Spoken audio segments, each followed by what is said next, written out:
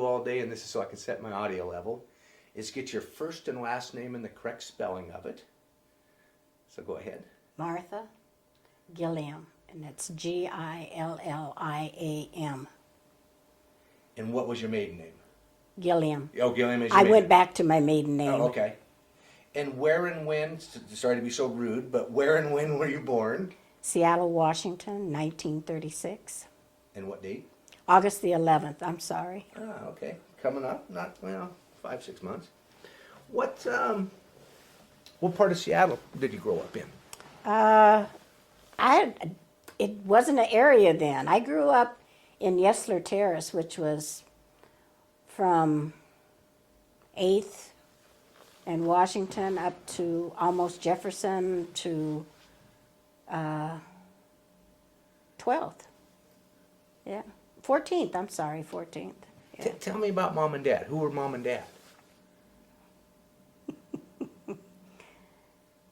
What do you want to know about Mom and Dad? Well, who were your mom and dad? Oh, okay. My mom, her name was Oriole Gilliam, maiden name Powell. She and her mother and sisters and brothers came from Gulfport, Mississippi, to Seattle in the late 20s. And my father and his mother came from Oklahoma, Mississippi. They never met. My mom and he never met until they got here, and then they married. And there was 3 children, my brother, myself, and my younger sister. So do you know what brought their families out here? Because that was pre-war. A lot of people ended up here because of the war. My grandmother had 13 kids, and I think like 3 or 4 had died. And her husband, which I never met any of my grandfathers, he was the type of person that he didn't take any mess off of anyone. And he got into an argument with the police, and he pulled his gun, and they killed him. And his brother sent for my grandmother with the kids to come here. And they've been here ever since. Wow. And everybody always used to refer to my aunts and my mother as the Powell girls because they were very beautiful. Yeah. I had one aunt, she married Jack Tanner. Now, why do I know that name? Judge Jack Tanner, federal judge. Yeah. Yeah. Wow. Huh. And the Powell girls. The Powell girls. So they were beautiful. that's where you got your young genes. Yes. From Mom. From Mom. So what was Dad's side of the family like? We weren't as close with my Grandma Gilliam. Called her Grandma Gilliam. She was very light-skinned. And a lot of times I'd get on the bus and I'd pass her. I think she was a Jewish woman until she got off at the bus stop. And I never understood why she never said anything to me when I got on the bus and I didn't see her.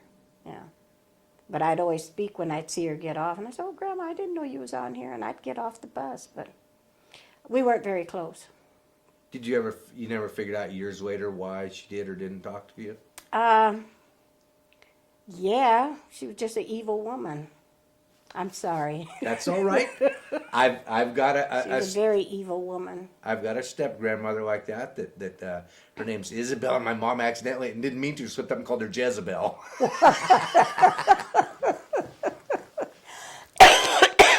Yeah, I don't know. My mom was nice to her, but she wasn't nice to my mother. Yeah. Like when she got, my mom hadn't heard from her, so she went by her house, and she was laying on the floor. She'd been there for a couple of days. She had had a stroke. Now, I don't think my grandmother ever would have done it for her. Yeah. But. Now, did your mom a stay-at-home mom, or did she work, or? She stayed at home, and she would work now and then, and she told me once that she did some work for the post office. I don't remember. And I know she did a lot of housework for the Jewish women. And then before she got sick, she had a job at UW cleaning up the dorms. But my mom was she was very sweet, and people just mistreated her. Yeah. What about?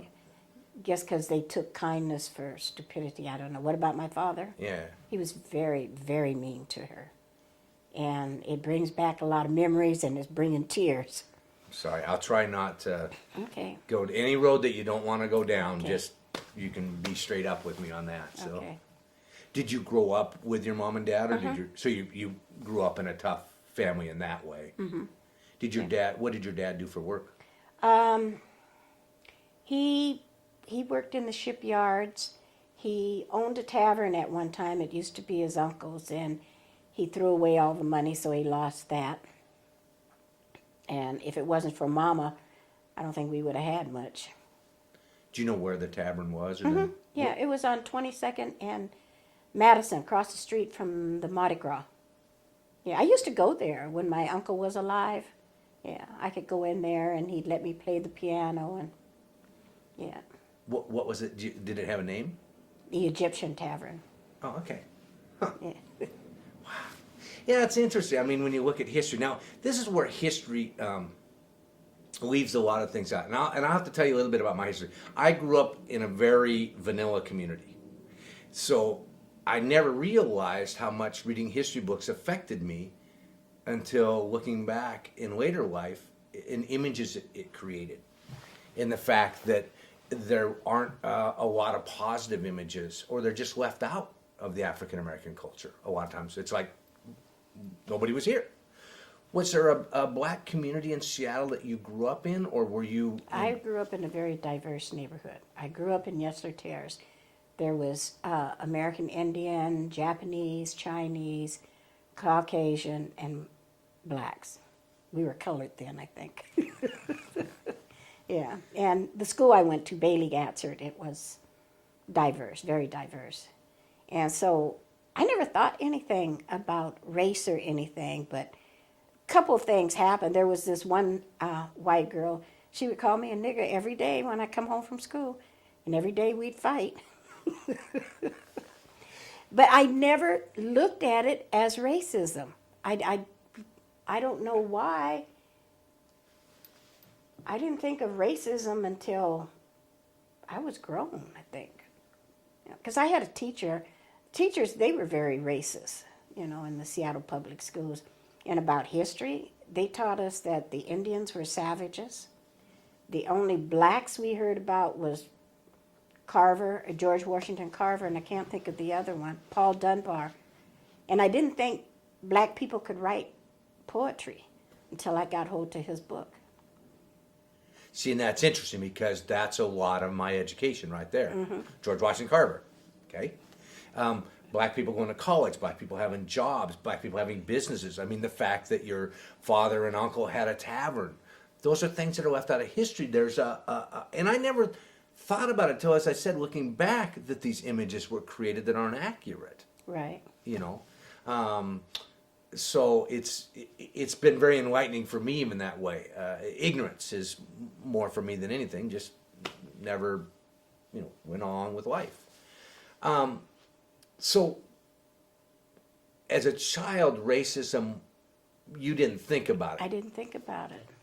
When this young gal called you the N-word, did you think, just like somebody calling you a doo-doo head? Or Yeah. So it was. And do you think she understood what she was calling you? No, I really don't. I think she heard something from her parents, and that was it. It was like this one time I had this close white friend, and I guess I was about 10 or 11, and my family and I had gone to the zoo, and we came back, and I went up to her house, and her uncle was there, her father won, and I was telling her that we'd been to the zoo, and he said, well, how was your relatives? I didn't know what he was talking about. So I went home and told my mom, and my mom told me what he meant. Yeah. Huh. It's interesting because I don't know if prejudice is taught. I mean, I don't think it's a natural instinct. No, I think it's taught, and then some things happen that make you dislike other races. I think now today, but back then they just didn't like us for no reason. And they were taught that, and they don't know why they disliked us. because we all got along good in school, all of us. It's interesting. Earlier you said something about, I can't remember if your mom or your grandma being light-skinned. Very light. Are you considered light-skinned? Yeah. Because that was interesting. The one lady that was from Chicago educated me on, she wasn't black.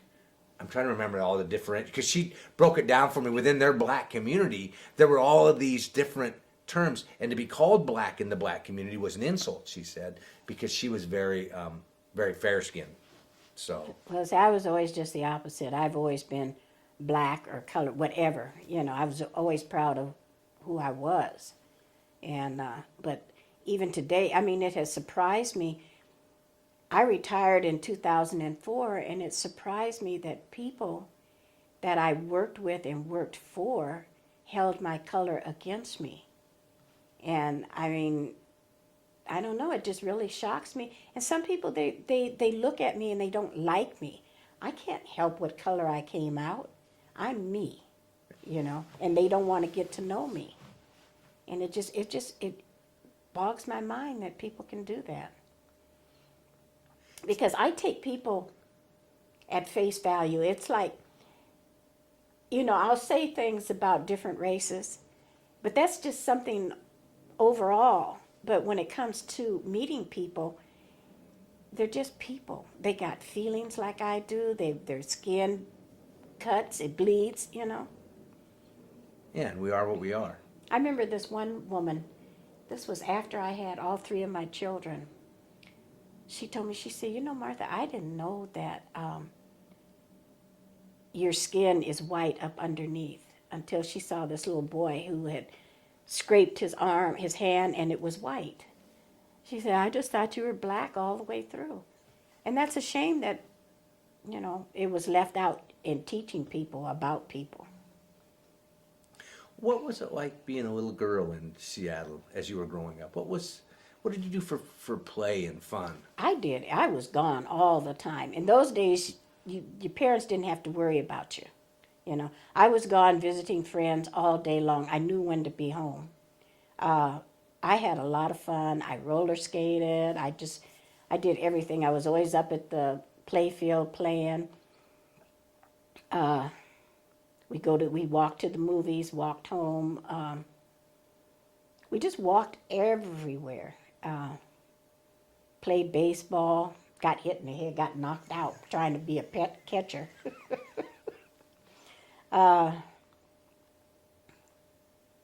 When you said you walked everywhere, how big of area did you walk? Would you downtown? We'd walk downtown to the theater. We'd walk over on East Cherry to the movie theater. I'd walk over to my grandmother's. One grandmother lived on 23rd Avenue, right across the street from Garfield. My other grandmother lived on 22nd off of Yesler. So we were close with my mom's family. So we would always walk over there, walk back. Yeah, and we walked to church, walked back. It was nothing to walk.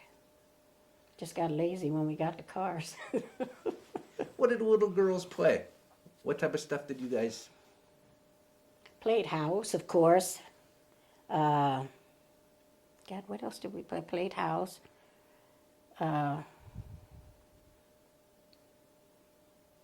Roller skating. I used to go bicycle riding.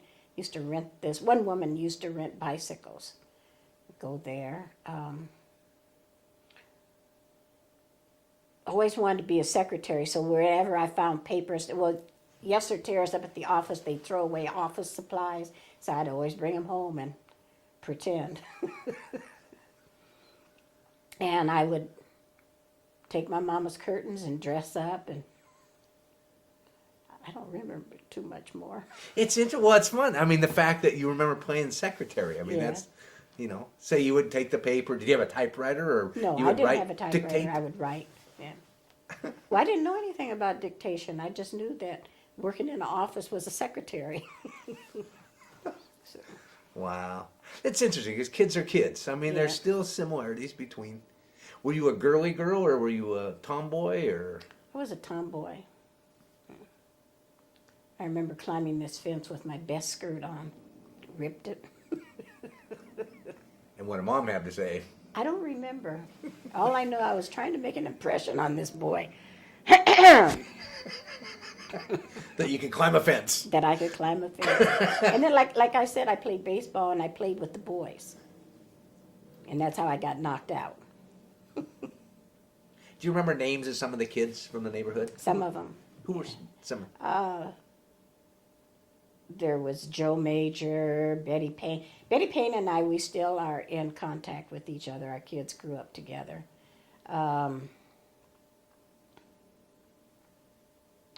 There's one girl, Lucas, the Lucases, the Cooks. And one girl, my girlfriend, her name was Spearman, and she died. And then there was this one Indian girl where we call ourselves Play Sisters. And we've been friends ever since then. See, now that's amazing because you just painted a picture of a very different society, a community, lifetime friends, grew up together, children, you raised children together. Right. That doesn't happen as much anymore. And that's too bad. We're so mobile. That's really too bad. Because like the three friends that I was talking about that we raised our kids together, we get together once a month and have lunch or dinner. And all our kids know each other. Like one of them, her son just had his 50th something birthday, and she had everybody over, you know, all my kids, and because he had had a heart attack, and she wasn't going to give any more parties for her kids, but she said she'd rather give a party than a wake. So, I mean, but you know, we're all still friends, and I just can't see life without them. Was in your neighborhood, were there certain houses that y'all hung out at, or you just were hither and yon? Not when I was a kid. I couldn't have people come to the house. Because of Dad? Yeah, because of Dad. But we had, after my uncle died, we had the piano, and it was the electric piano, and it had the rollers. And so I had this one friend, she's dead now. She would come down, and I'd let her stand outside the window, and I would pretend like I was playing the piano. She thought I played piano. Yeah. Wow. But were there other houses that you would go to that? I went to a lot of people's houses, the McCormicks. I don't know why they never put me out. I visited everybody. And then my friend that lived in front of us, they were American Indian, and we were very close. And her mother was beautiful, and her grandfather was white. And her mother had this Filipino boyfriend, and he molested me, and I just couldn't be friends anymore. We went to court. I would think I was like 9 years old, and he told them that I was chasing him. And her grandfather was there, and he told the true story. Thank God for him. But I mean, I was so angry, and I do have a prejudice there. You know, I try not to. I mean, I've worked with Filipinos, but I just have a hard time with the men. Which is interesting, because again, there's a piece of thing that everybody says, oh, this is all new. No, it's Child not. molestation. No, it's not. No. Wow. And that it even was dealt with rather than pushed under the rug. Yeah, well, he wouldn't let me go home. And when her mother came home and I told her, and we were upstairs and I was trying to go downstairs, and he grabbed me by the neck. My feet were going, but I wasn't going. She told him, you better let her go. So went home. And I just lived, my back door was to their front door. I mean, we had a yard, but. Yeah. What was Christmas like as a kid?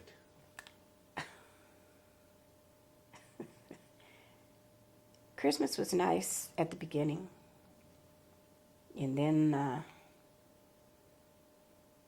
the evening, my father'd be drunk and he'd throw away all our toys and he'd beat our mother. So it was hard. Was that something that was kept within the family at that time? I mean, nowadays, even nowadays, it gets hidden some. But rather than your mom feeling she could go out and deal with it, did your mom just think, I had to put up with it? She put up with it. My brother and I begged her for years to divorce him. And, you know, we were raised to love thy mother and father. And it was really hard, you know, with Daddy. And, but Mama put up with, she stayed with him for 20 years. And then finally she just had enough. But I wish she had done it while we were younger. Because it affected my life. You know, it still affects it. Yeah, that's obvious. Because I ended up marrying a man like that. But I only stayed married 5 years because I did not want my kids to go through that. Do you remember, because you were pretty young when Pearl Harbor happened, do you remember when it happened? I don't remember the date. I don't remember when it happened. All I remember is I had this Japanese friend that lived like 3 doors from me, and I went over to his house and they were packing. And I said, where are you going? And they said, well, we're moving. I said, well, why? And he couldn't answer me. And then the kids were all gone. The Japanese kids were gone from school. And that was it. I don't remember the bombing or anything. Which is, again, an interesting perspective because as a child, here's your little neighbor friend and, you know, they Then leave. he's gone, yeah. School's empty and not, as that age, we don't really understand a lot of adult things that are going on. I know, I would hear things like at the house, and it had to do with money, and so I always worried about our bills being paid. I mean, I'm a little girl, why am I worrying about that? And it affected everything, my schoolwork, everything. Were you aware of the war? Yeah, I knew we were at war, and one thing at the school, they had us bring in aluminum from the chewing gum, and put it in a ball and take it to school, and I think it was for making bombs. I remember that, and I remember the rationing stamps. Mama had to buy her shoes, and I remember sugar, but I don't remember what else. I remember going to the store with her. Yeah, but for some reason, we always had food, I think. Well, it's amazing that because you remember a lot. I mean, that was young to remember the bringing in the foil, but also the fact of rationing stamps. And for you, you always had food, but now looking back, maybe your mom and dad went with a little less, gave you a little more or something like that. Who knows? But not everybody, you could barter. You know, somebody has a family of 1, somebody has a family of 4. Maybe I'll give you a ration stamp. Grandma doesn't need some. Grandma shares. I remember my dad, what was it, the what was that? WPA? Yeah, where he was in theater. My dad, my aunt, the one that was married to Jack Tanner, and the lady I was telling you in the nursing home, she was in it. A lot of blacks were in the theater. And I have pictures somewhere. Jackie has one of them in the museum. And something else I remembered and it's gone. Did they just do plays? Yeah, they did plays. Were they plays that we would know, or they were ones that were being written at the time, or? I think they're plays that you would know. But I don't know the name of them. Do you remember, can you visualize your dad did you go see some of them? I remember going to the theater. I don't know if it was during rehearsal or if it was during the actual play, but I did go, yeah. Do you remember what type of roles your dad ended up playing? He had different roles. I remember there was one play where they were rabbits. The name of the plays are on the back of the pictures. And then there was one where he had a guitar.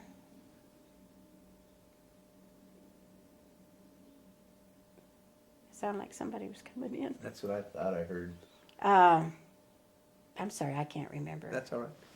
So did they tour with them, or were they just? No, they were just local that I know of. Yeah, they were just here. And so that became his job at that time. At that particular Versus time. working in the shipyards or. Right. Yeah. Right. So did he go to the shipyards during the war, or had he been there kind of? I don't know. I know, because as a I young. think I remember when he went to the shipyards. It was after the war.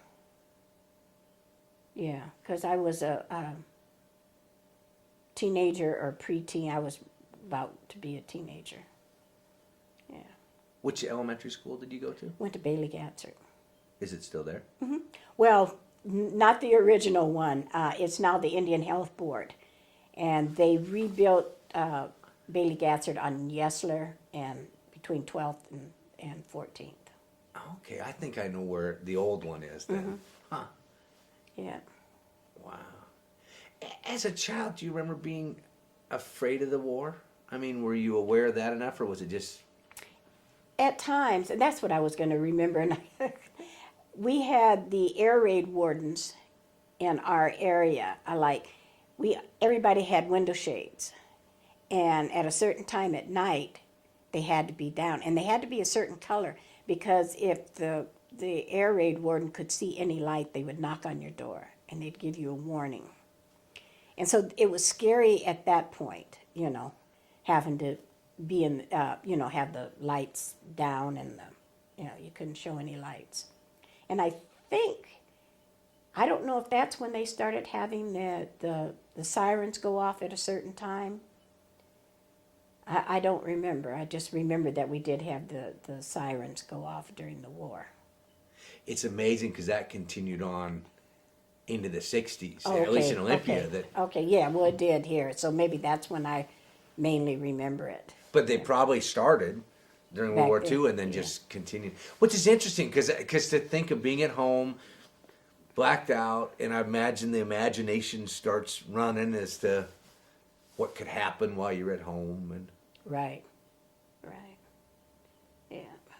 And at that time, being at home was a little different than kids of today. You weren't playing Nintendo or... No, we had the radio, and that let us learn to use our brain to think. Well, I say what's wrong with today. The kids, they don't need to think. I mean, they see something, they don't have the common sense or something that we had. They can't figure things out. Did you listen to radio dramas? All the time, yeah. Do you remember some of the ones you... Inner Sanctum, God.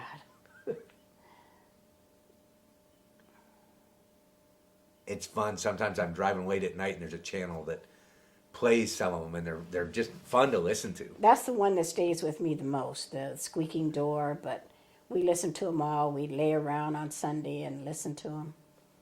Yeah. Was Sunday a special day at home? The churchgoers? Some, not too much. So you didn't have your Sunday outfit? No. Because you tore it on the fence. Climbing up the fence, didn't you? See? I know. Daddy stopped a lot of that. Is that right? Yeah. Was he a big man? No. Just very controlling. He was like 5'7". Yeah. When he was dying, he apologized to my mother for treating her so mean. But she didn't understand because she had a brain tumor. She was having surgery. But Yeah. I guess I shouldn't even say that. What were birthday parties like at that time? I only had one birthday party in my life, and I must have been about 10 years old. And that was it. We didn't have parties. You couldn't have anything at my house because Daddy would ruin it. And I'm trying to remember, you're the middle child, right? Mm-hmm. I mean, you were the baby for a while and then Yeah. became the middle child. Yeah. Yeah. So there had already been some experiences with the older kids, so Mom knew probably what she could and couldn't do, I assume. Well, we didn't even ask. I mean, because we knew how it was. And my brother got treated worse than what I was treated. Yeah. Was there, it's interesting because we talked a little bit about before prejudice. Was prejudice against your mom and dad, or did you just look at them as the average Joe and... They were just Mom and Daddy. That's all.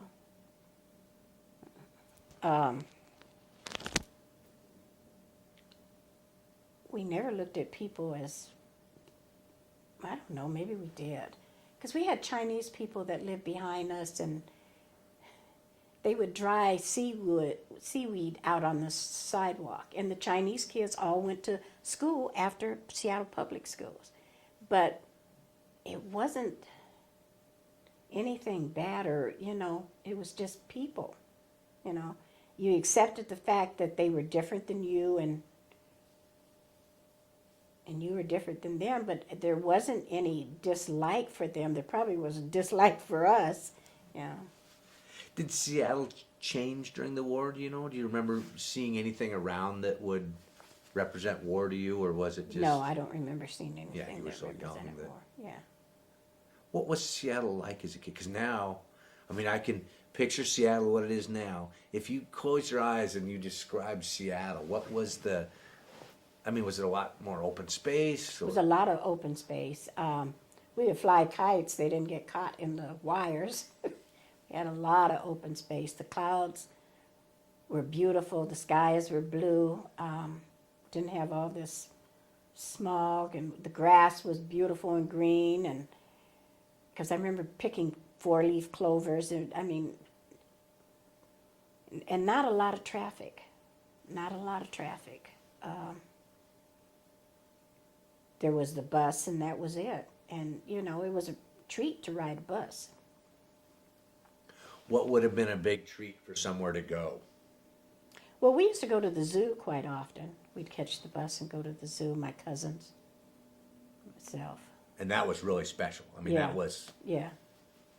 Yeah, it was a lot of fun. Did you have to save your own nickels and pennies or did Mom take care I don't of- think it cost to go in. No? No, it didn't cost to go in. We probably just had to pay for the bus, which was probably like a nickel. It's interesting what was a treat as a child, and in later life becomes kind of average and all that. But to think of the zoo being the big thing. What about, did you go downtown? Was there any special place that... Well, we had a lot of department stores downtown, but we'd mainly go to the theater.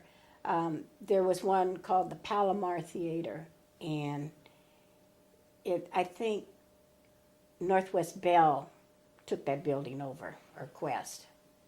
And there's a tunnel that runs up under.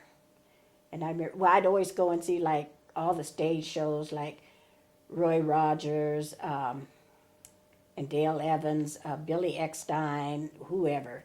And I remember one time being at the theater and the train was coming through, and this little voice hollered, "Earthquake!" Everybody ran, but the person that hollered it. And when you said stage shows, they were there... In person. Dale Evans and Roy Rogers, Billy Eckstein, and yeah, they were there in person. And what was the theater itself like? Was it a glamorous theater? Or? No, it was just a theater. Yeah. And then we had a lot of neighborhood theaters too, which I miss those. Yeah. Did they run movies or were they live? Movies. Movies, yeah. Yeah. What about music? Do you remember music as a little girl? Were there... Well, yeah, that's one thing we had a lot of at home was music. And after my dad lost the tavern, we had the jukebox at the house, and we had all the records. And I grew up listening to all the old singers, the jazz. And then came with my time, but mainly I grew up with the old music. Is that because that's what Mom and Dad listened to, or that's what came with the jukebox? That's what came with the jukebox. That's cool. Interesting influence that here became this piece of history that came into your life and in the jukebox. And then we had one of these Victrolas that you roll and listen to the music on there. Yeah, I used to listen to blues too, and it was really raunchy blues. But I didn't think anything about it. It was just music to me. Had a rhythm and a sound and a feel. And, Yeah. Yeah. It's like with Big Mama Thornton came out with You Ain't Nothing But a Hound Dog. We couldn't listen to it. They took it off the radio. But then Elvis Presley came along, and it was great. It's the same song. So why was it because it was Elvis, or It was because it was Elvis. yeah? Yeah. Huh. God, it's interesting how important music becomes in our life, and how different it is with kids today, I think, than back then. A lot more music, but like my little nephew, now he's 26 now, but as a little kid, he and his mom and dad all shared music. I would have never thought of sharing as much music with my mom and dad as they did. You know, there wasn't, I listened to my stuff, they listened, mom and dad didn't listen to Led Zeppelin, you know. I wouldn't either. And then this rap, what they have today, oh my God. So, I mean, they call Big Mama Thornton her music raunchy, but the stuff they have today, those people would be doing cartwheels in their graves if they could hear it. Now, did she ever come to Seattle live, you know, Big Mama Thornton? I don't know. Oh, okay. But I remember the rocking chair, and I remember Ray Charles being there. Wow. Yeah. Wow. Oh, man. A young Ray Charles. Yeah, very young. Oh, wow. Wow. Yeah. What, see, now my mind goes. I had a thought. It was there. I went to the Bahamas for a minute. Oh, I'm going to say this. If you notice, I have a lot of black statues. When I was growing up, all the magazines was white. There was never anything black in it. Same thing with the newspaper. So I collect black books and black statues. But now I run out of monies, but still, I mean, it was just something. There was nothing black then, nothing. And like I said, the teachers were very prejudiced at grade school, high school. I remember in high school, the principal, Mr. Slocum, asked me, well, why don't you just quit, you know? Because I used to skip school. I just didn't think they were fair with anything. And then he asked me what did I want to be, and I told him a secretary. He said, well, they don't have colored secretaries. So, I mean, yeah, they didn't teach us anything about college. How some blacks learned about college, I don't know. It must have been the day I was absent. I don't know. Would they be blatant? I mean, you had blacks and whites and purples and green. You had a whole mix in your class, right? Mm-hmm. Of students. Would they be blatant to you? They would say, oh, why do you? And then to Johnny, who was white, they would say, oh, Johnny, you're, University of Washington. They would say it to us individually, to call us in to their office. Now, it's interesting, you're talking about your black statues and there being nothing black. Were you aware of that at the time?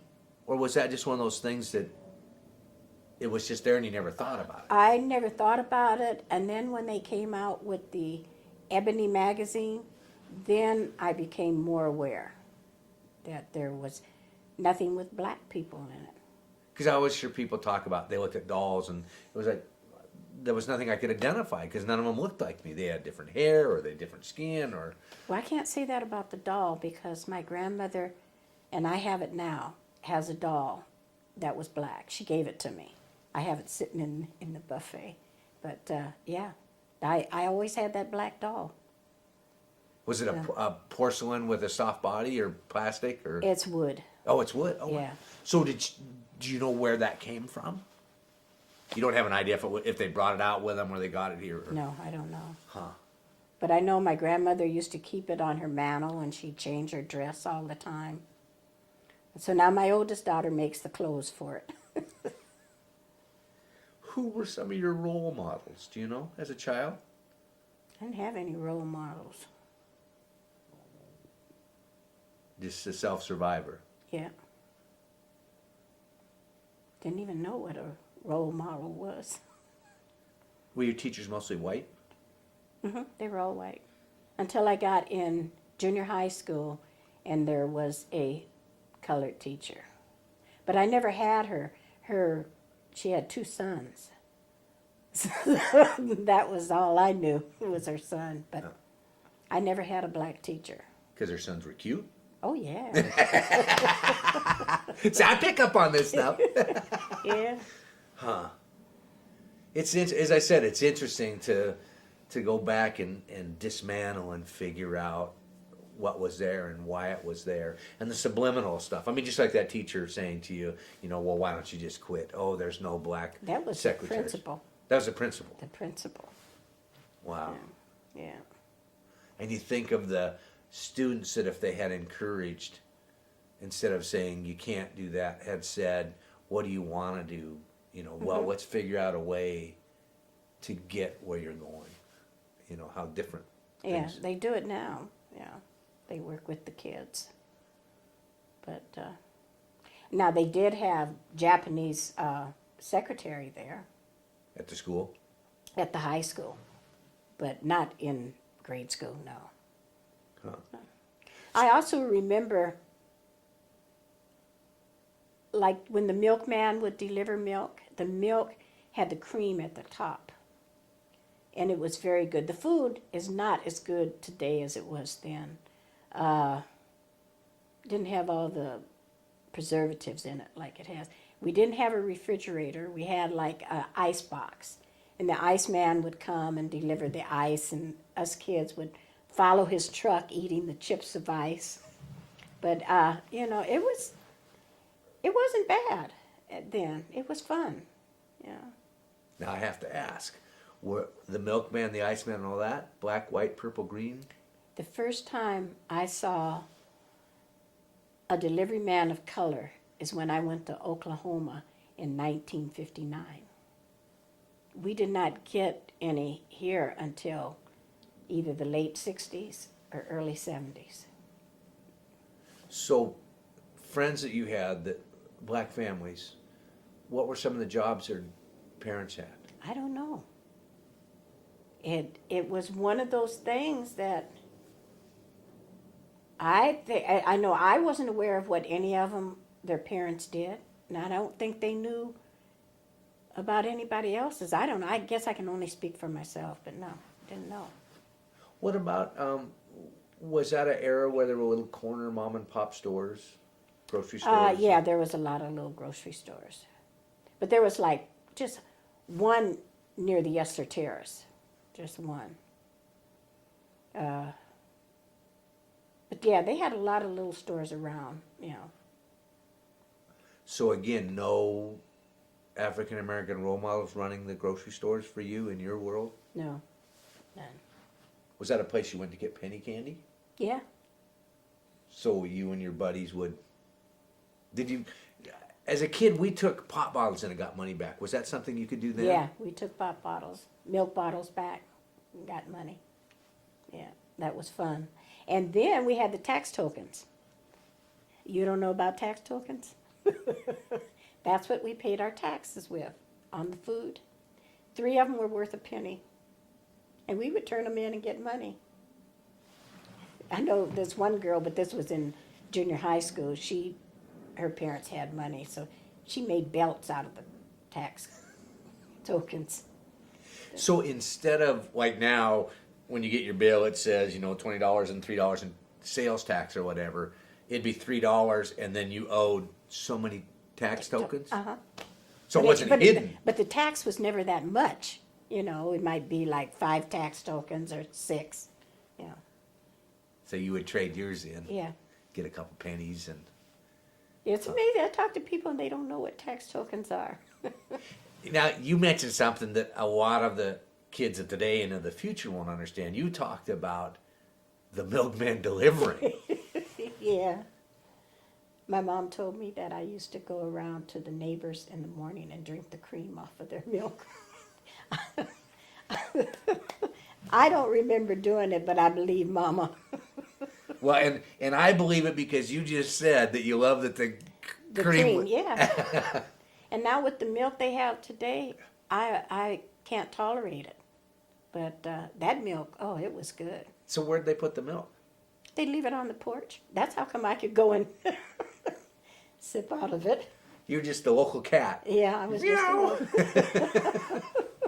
Yep. It's interesting. I just heard a news story yesterday, and I think it's in Washington State. The last Fuller brush man, 80-some years old, still out there. Oh, really? Yeah. Oh, wow. Because I look at it online. I keep saying I'm going to buy something because I like their products. But he's still, oh, man. One guy out there, 87 years old, still knocking on the door. And again, here's where life's changed. Yeah. The milkman. Used to be a lot of delivery people. A lot. Yeah. So you'd leave a little note or whatever and say, we need 2 quarts of this. And if you were real lucky, Mom probably got you some chocolate milk once in a while, and maybe not. I don't know.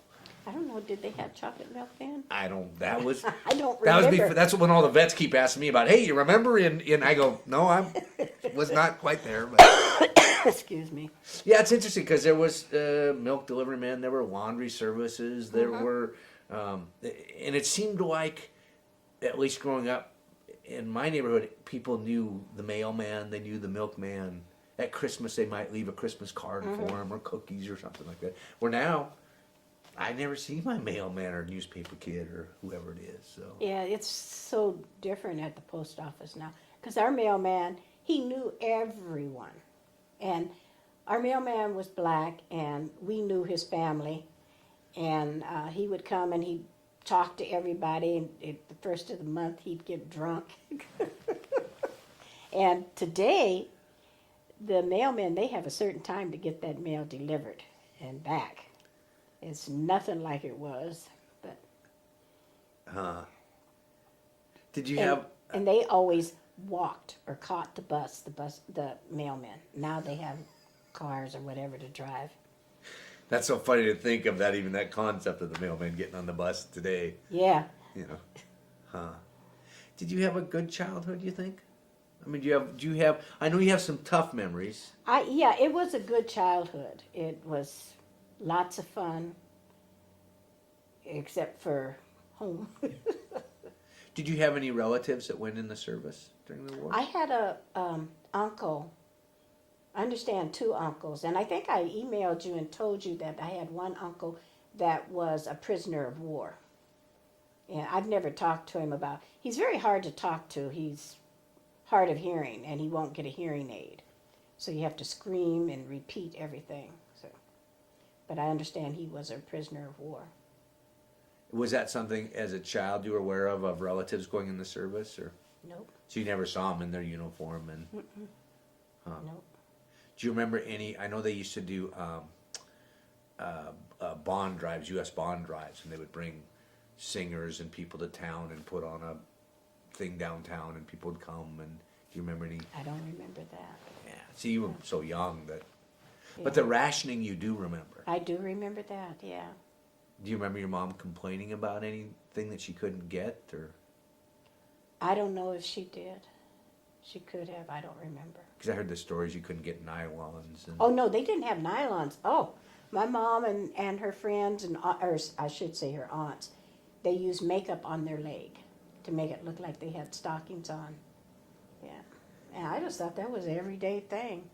And it was kind of a greasy. Yeah. Yeah. Yeah. And if it got warm or rubbed or it smeared and. And see, I don't know that part. All Yeah. I know it was pretty, and because my mom had beautiful legs. What was the style like then for somebody your mom's age? What type of? I don't know what you'd call it. I know with the shoes, they were like a wedge heel, most of them, some of them. The hair, they wore it sort of like in a pompadour where this part would come up and come down. The dresses look something like the dresses they're coming out with today. Because, you know, it changes. It comes right back to whatever it was.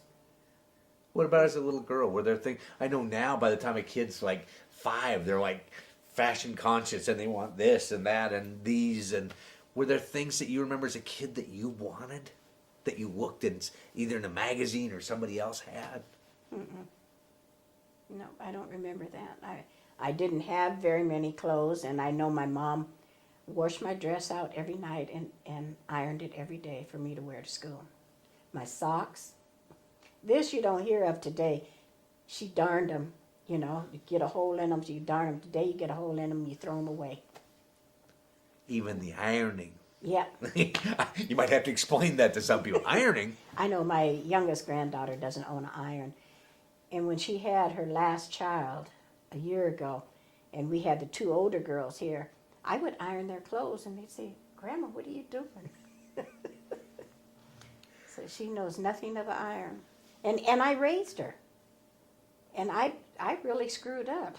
Do you remember any toys of the day that you wanted, or your special I, tweet? I used to like to draw, and I had this etch thing where you could look at some. It had lights, and it had wooden arms and so forth, and you would draw, and then it was gone.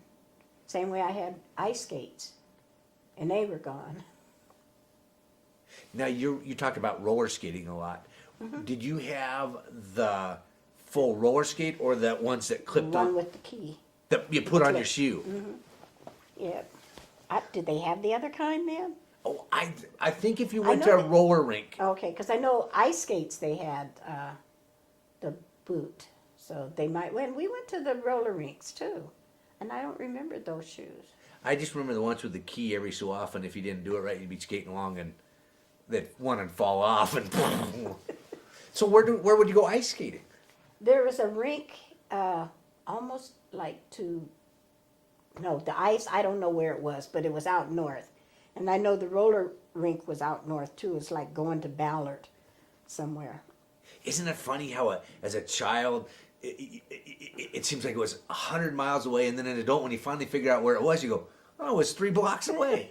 But as a kid, it was, Yeah. And we also used to go down to Green Lake and rent bicycles and ride around Green Lake.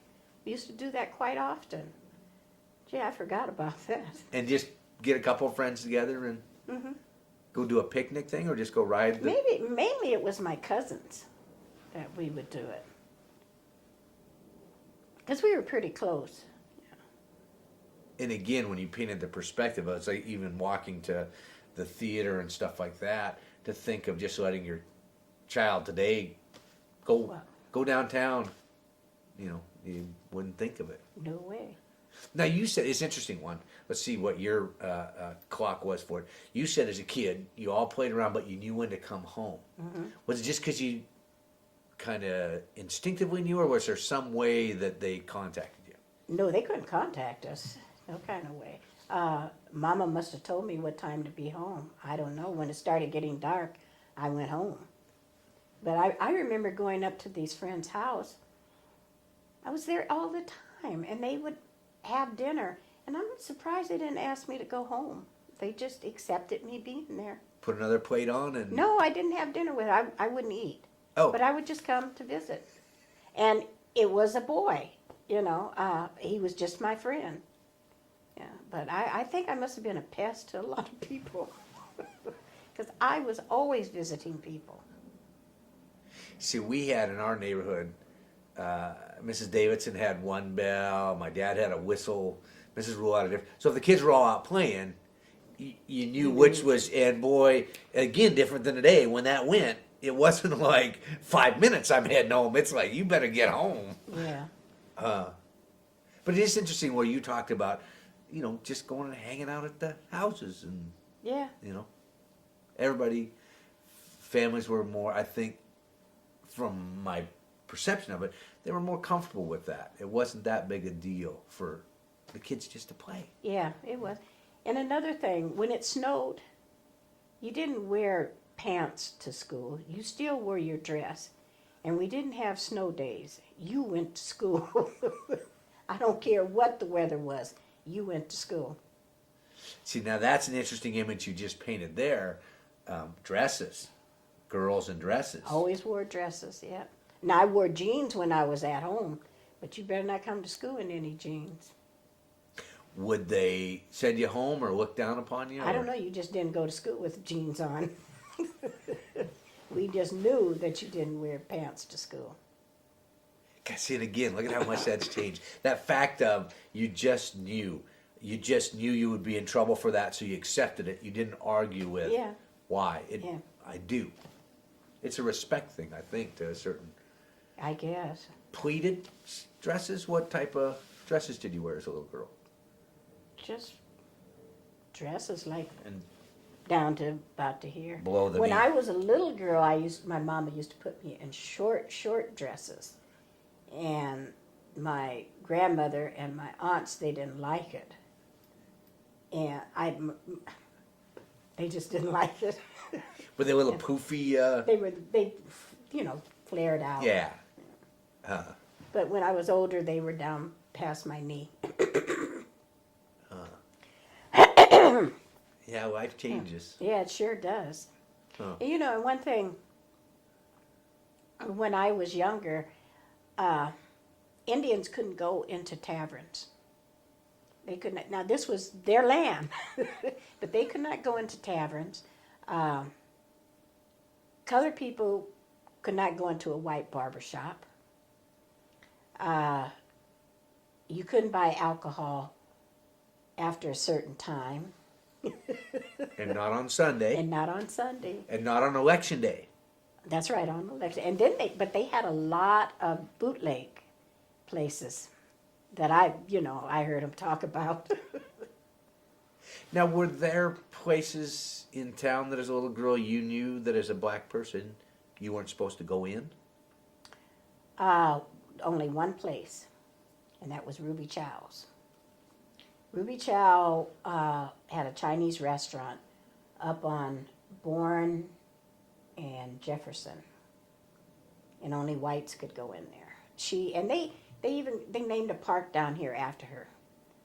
I can't even stand her. Her daughter Cheryl Park has been a school principal. She's been very in city politics a lot. But her mom, I never could forgive her for that. Yeah. Was it, now in the South, I've always heard the tale, you'd go somewhere and it would say for whites, it would have a sign and say for whites only, for blacks.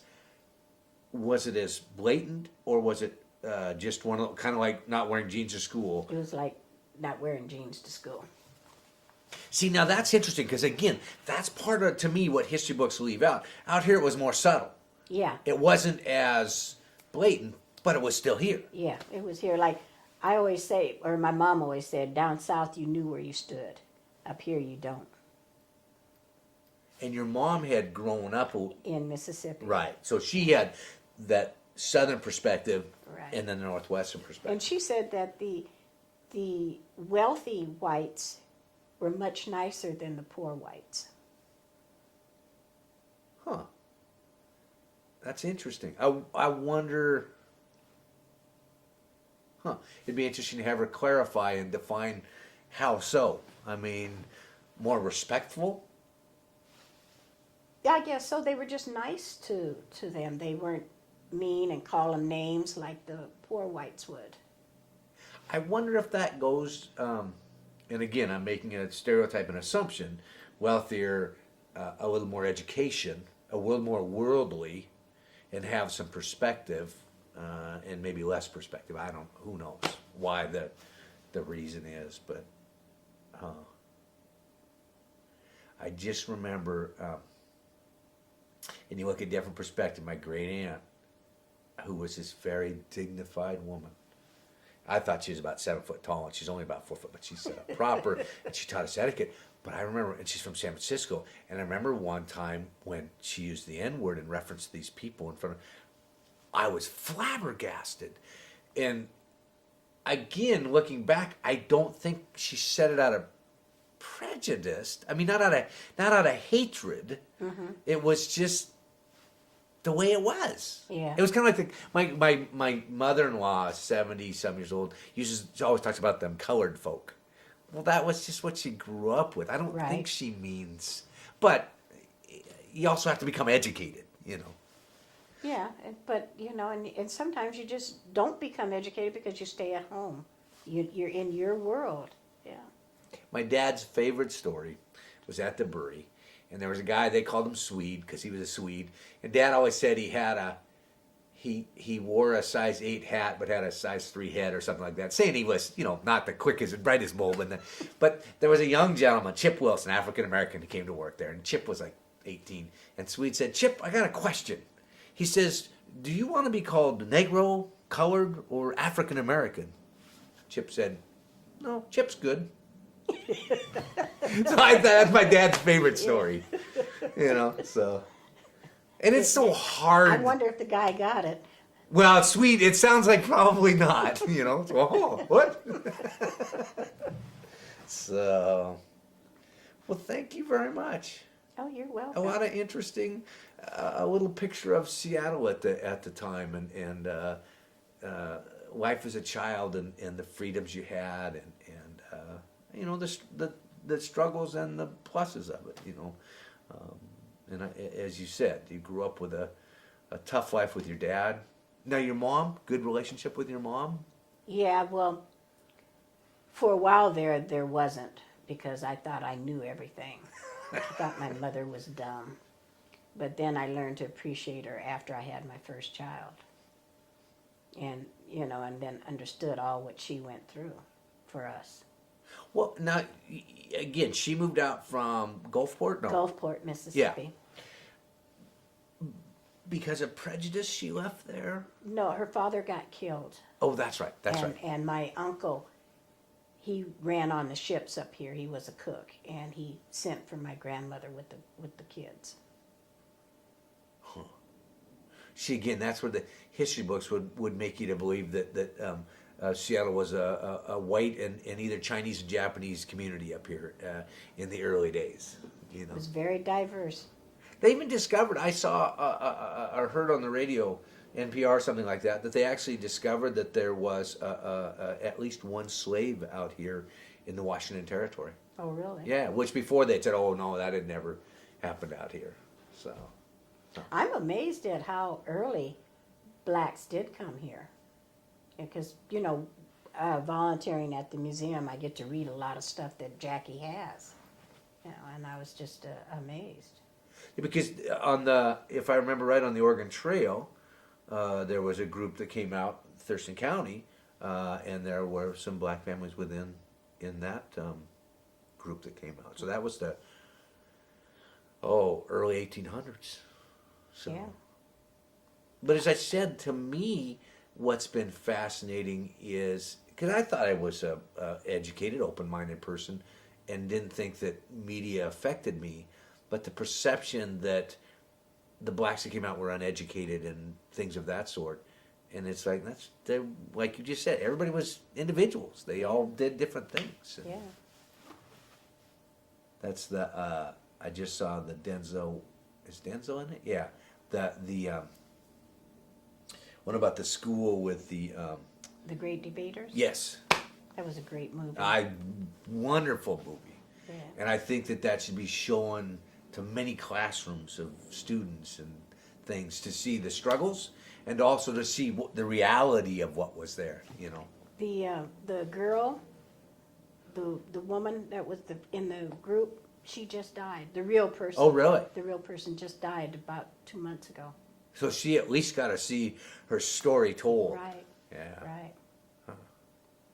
Well, I'm going to stop the recorder down. So how long do you think you were interviewed?